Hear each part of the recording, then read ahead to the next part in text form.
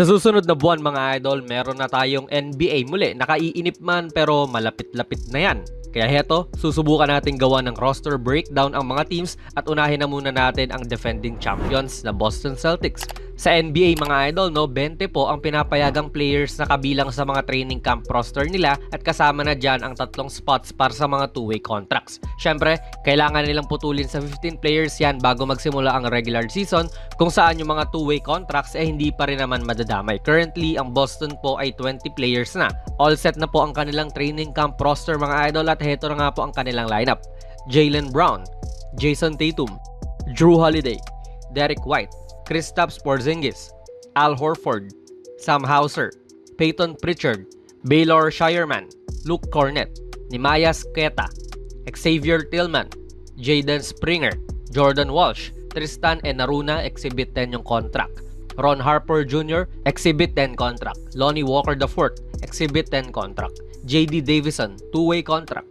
Drew Peterson, 2-way contract. Pati Anton Watson, 2-way contract. Nga pala mga idol, ang video na ito ay sponsored ng 1xBet, ang isa sa mga trusted betting sites dito sa Pinas at sa ibang bansa. Kung gusto nyo mag-register, i-click nyo lang po ang link sa ating pinned comment sa baba at ganun din sa ating description box. I-type nyo na rin ang ating promo code na JONASPB at maaari kang makakuha ng up to 12,000 pesos na bonus points sa inyong unang deposit. Maaari kang mag-bet sa mga sporting events like NBA, UFC, Wimbledon at marami pa pong ibang sports. Siguraduhin lang syempre na maging responsable sa inyong pag-bet.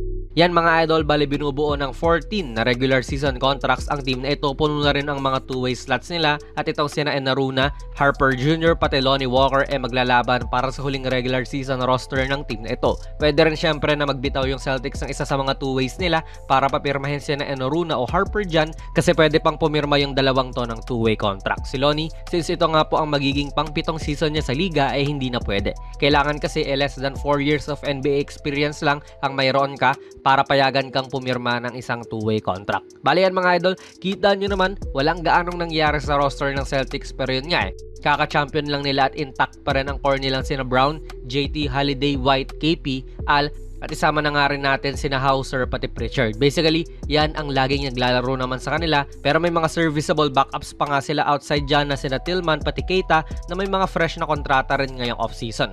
Makikita mo naman din kung paano maglaro ang Celtics team na ito na well-oiled machine talaga sila. Balancing-balance kapag healthy silang lahat at tila masasabi mong wala silang kahinaan talaga kung full force sila. Ang mahirap pa ngayon kung katunggali mo sila, itong solid team na ito mukhang mas solid pa. Sa sobrang solid nga po nitong Celtics, ang kontrata lang ni Lonnie Walker ay Exhibit 10 lang din. Kung tutusin, solidong bench contributor itong si Walker Alam na mga Lakers pati Spurs fans yan. Tapos ngayon, hindi pa sigurado na kailangan talaga siya ng Boston. Plug and play type of player po itong si Lonnie na confident ako magiging maayos na bench option nga talaga para sa Boston Celtics. Athletic siya at may shooting din sa labas, kayang-kaya kabigyan ng mabilis na 5 to 8 straight points itong si Lonnie. Kaya ang mayaman mukhang mas yayaman pa talaga kung magde-decide sila na i-regularize ang kontrata ni Lonnie. Still na to para sa kanila. Imagine may Pritchard at Hauser ka na ngayon na naging fixture niya sa inyong bench. Dagdag mo pa yung shooting ni Lonnie dyan pati athleticism niya, edi magiging potent ang kanilang atake. Pero hindi natin i-rule out syempre yung kapwa Pinoy nating si Ron Harper Jr. Adobo chicken, my grandma, my mom.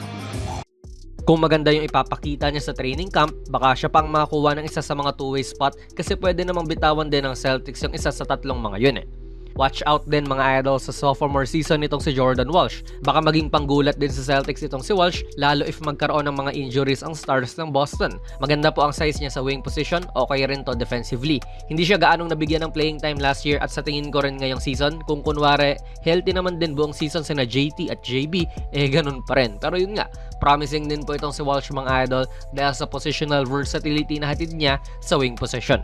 Yung rookie nga rin nila syempre si Baylor Shireman, kilalang knockdown shooter sa college level at ang ganda rin po nung bitaw. Overall mga idol, ang expectations sa Celtics para sa akin ay pretty much the same. Intact pa rin talaga ang team nyo para umulit. At syempre, it remains to be seen kung sasapat pa rin ba to knowing na yung mga rivals nyo sa East ay nagkaroon ng major na paglakas din.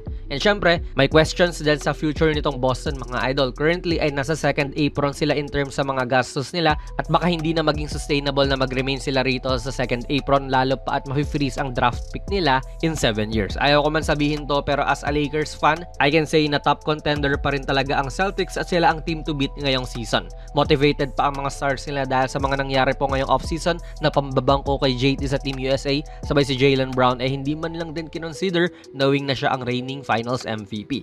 Pero kayo ba mga idol, sa tingin nyo, ulit kaya itong Celtics sa kampyonato? Ilagay nyo lang po ang inyong mga komento sa ating comment section sa baba. Plug na rin natin ang ating very first merch mga idol. Ako ang nag-design itong mala vintage na Kobe shirt. $6.89 lang yan at ayan po ang nilalaman kapag bumili ka. PM lang kayo sa ating Facebook page for more info idol. Kung nagustuhan nyo po ang ating video ay pipindot na lang idol ng like button, mag-subscribe ka na rin sa ating channel at ako nga pala si Jonas PB and as always, hanggang sa muli.